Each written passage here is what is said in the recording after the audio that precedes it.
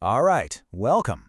Today we are going to get to know the single most complex, most fascinating object in the entire known universe. And trust me, it's a lot closer than you think. So have you met this thing?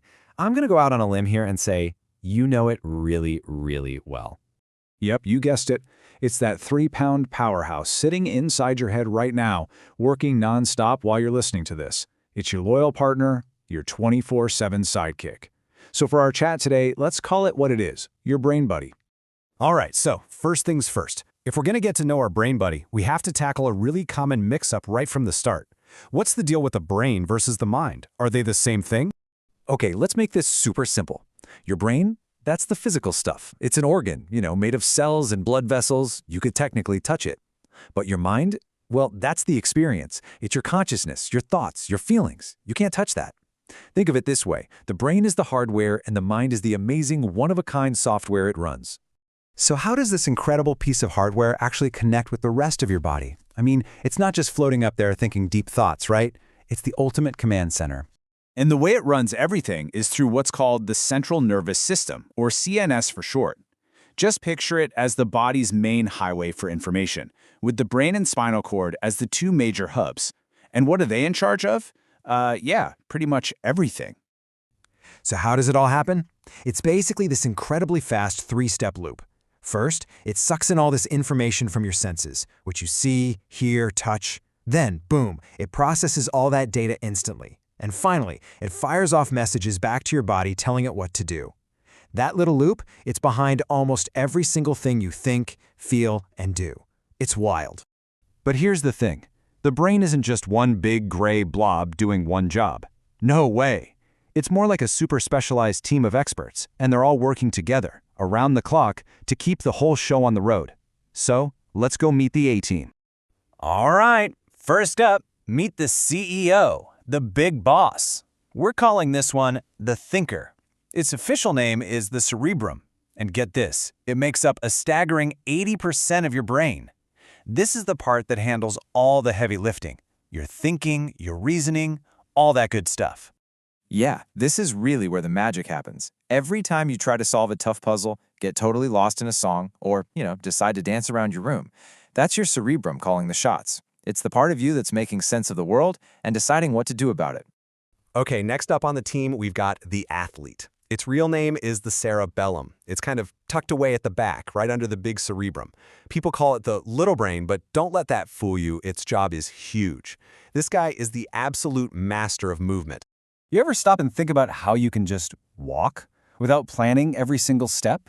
Or how you can stand up straight and not just fall over? Yep, you've got your cerebellum to thank for that. It's managing your balance, your posture, and all those smooth, coordinated movements that you totally take for granted. And last but definitely not least, we have the team's unsung hero, the life support system. This is your brainstem. It's small, but it is mighty. It's the critical link between your brain and your spinal cord, and its job is to manage all the automatic stuff that keeps you alive. I mean, just think about it for a second. You don't consciously tell your heart to beat right or remind yourself to breathe. That would be exhausting. The brainstem handles all of that for you 100% automatically.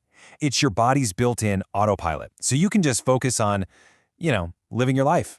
Okay, so we've met the team. Now let's get into the really fun stuff. Your brain buddy is full of surprises, some really weird quirks. So it's time to bust a few myths and learn some cool facts. Let's kick things off with a huge one, multitasking. We all like to think we're amazing at it, don't we? Well, sorry to burst your bubble, but the brain can't actually multitask. What it's really doing is switching its focus back and forth incredibly fast, and every time it switches, you lose a little bit of quality. So, pro tip, your brain buddy works best when you let it focus on one thing at a time. Okay, next question. You know how when you picture a brain, it's all wrinkly and folded? Do all those wrinkles mean it's getting old? Nope. Not even close. It's actually the complete opposite. Those wrinkles are a sign of intelligence. Think about it like this. If you want to fit a big sheet of paper into a tiny box, what do? You crumple it up. Those folds create way more surface area, letting you pack in more neurons. So in this case, wrinkles are a good thing. More wrinkles equals more brain power. Okay, this next one is just wild. The very organ that lets you feel every stubbed toe, every paper cut, it can't feel any pain itself. Seriously, it has 0 pain receptors. So when you get a headache, it's not your brain that hurts. The pain is actually coming from all the tissues and blood vessels around it. Isn't that weird? And how about this one? Your brain is 60% fat. That makes it the fattiest organ in your entire body. But this isn't the bad kind of fat. These fatty acids are absolutely essential building blocks for your brain. They're what help it run fast and stay healthy. All right, so we've established that our brain buddy is pretty darn amazing. So now we get to the most important question of all. How do we take care of it?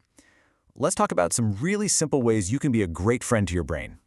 It really just comes down to 5 key things. Number 1, get good sleep. That's when your brain does its housekeeping. 2, exercise. It pumps your brain full of oxygen.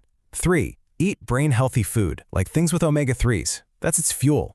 4, keep learning. Puzzles, music, anything new keeps it sharp. And number 5, and this is a big one, guys, protect your head. Wear a helmet. And that really brings us full circle. Your brain buddy absolutely loves a new challenge. It's what keeps it young. So I'll leave you with this question. What are you going to do for your brain buddy today? Are you going to pick up an instrument? Try a new language? What new skill are you going to learn to keep that amazing partner of yours happy and healthy?